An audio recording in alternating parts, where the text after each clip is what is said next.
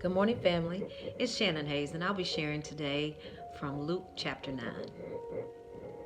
Summoning the 12, he gave them power and authority over all the demons and to heal diseases. Then he sent them to proclaim the kingdom of God and to heal the sick. Take nothing for the road, he told them. No staff, no traveling bag, no bread, no money. And don't take an extra shirt. Whatever house you enter, stay there and leave from there. If they do not welcome you when you leave that town, shake off the dust from your feet as a testimony against them. So they went out and traveled from village to village, proclaiming the good news and healing everywhere. Herod the Tetrarch heard about everything that was going on. He was perplexed because some said that John had been raised from the dead, some that Elijah had appeared, and others that one of the ancient prophets had risen. I beheaded John, Herod said, but who is this I hear such things about? And he wanted to see him. When the apostles returned, they reported to Jesus all that they had done. He took them along and withdrew privately to a town called Bethsaida. When the crowds found out, they followed him. He welcomed them, spoke to them about the kingdom of God, and healed those who needed healing.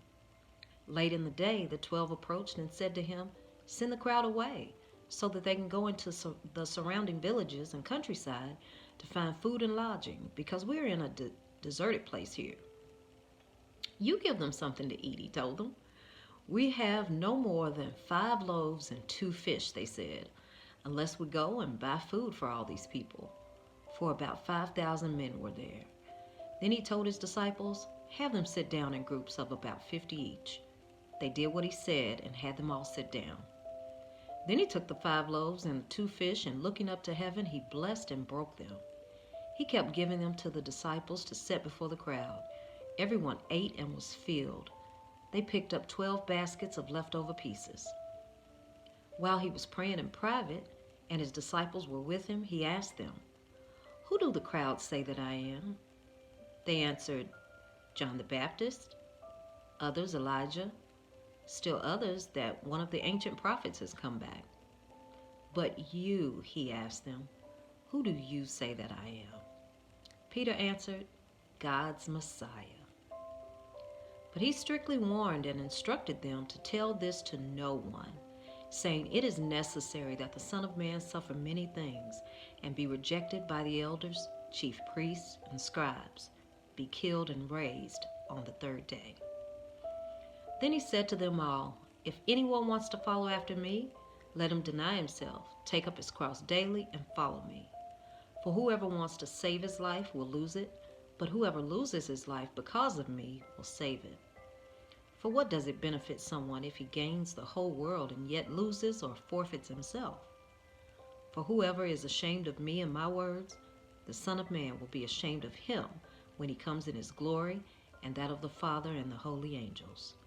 Truly I tell you, there are some standing here who will not taste death until they see the kingdom of God." About 8 days after this conversation, he took along Peter, John, and James and went up on the mountain to pray.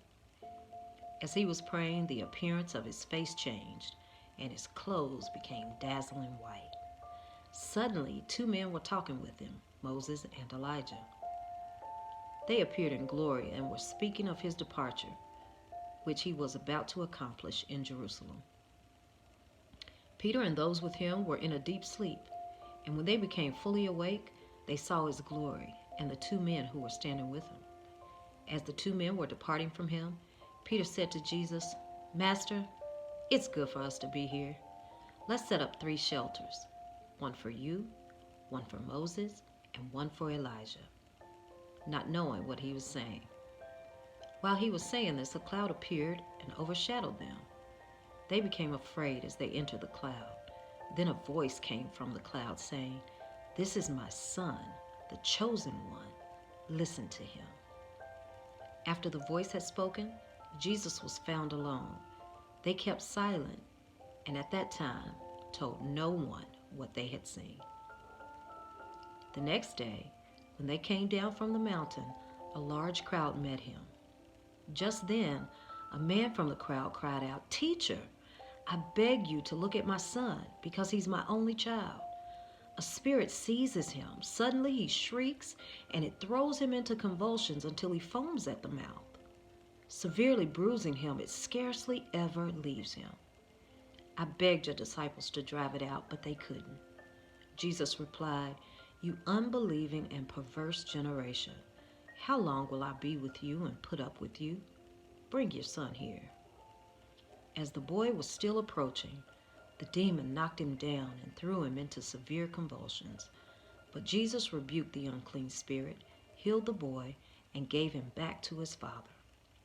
And they were all astonished at the greatness of God.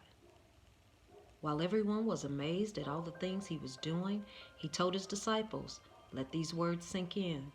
The Son of Man is about to be betrayed into the hands of men." But they did not understand this statement. It was concealed from them so that they could not grasp it, and they were afraid to ask him about it. An argument started among them about who was the greatest of them. But Jesus, knowing their inner thoughts, took a little child and had him stand next to him. He told them, "Whoever welcomes this little child in my name welcomes me, and whoever welcomes me welcomes him who sent me. For whoever is least among you, this one is great." John responded, "Master, we saw someone driving out demons in your name, and we tried to stop him because he does not follow us." "Don't stop him," Jesus told him, "because whoever is not against you is for you." When the days were coming to a close for him to be taken up, he determined to journey to Jerusalem. He sent messengers ahead of himself, and on the way they entered a village of the Samaritans to make preparations for him. But they did not welcome him because he determined to journey to Jerusalem. When the disciples James and John saw this, they said, "Lord, do you want us to call down fire from heaven to consume them?" But he turned and rebuked them, and they went to another village. As they were traveling on the road, someone said to him, "I will follow you wherever you go." Jesus told him, "Foxes have dens, and birds of the sky have nests, but the Son of Man has no place to lay his head." Then he said to another, "Follow me." "Lord," he said, "first let me go bury my father." But he told him, "Let the dead bury their own dead, but you go and spread the news of the kingdom of God." Another said, "I will follow you, Lord, but first let me go and say goodbye to those at my house." But Jesus said to him, "No one who puts his hand to the plow and looks back is fit for the kingdom of God." Thank you all so much for joining me today. Be sure to tune in tomorrow for Luke chapter 10. God bless you.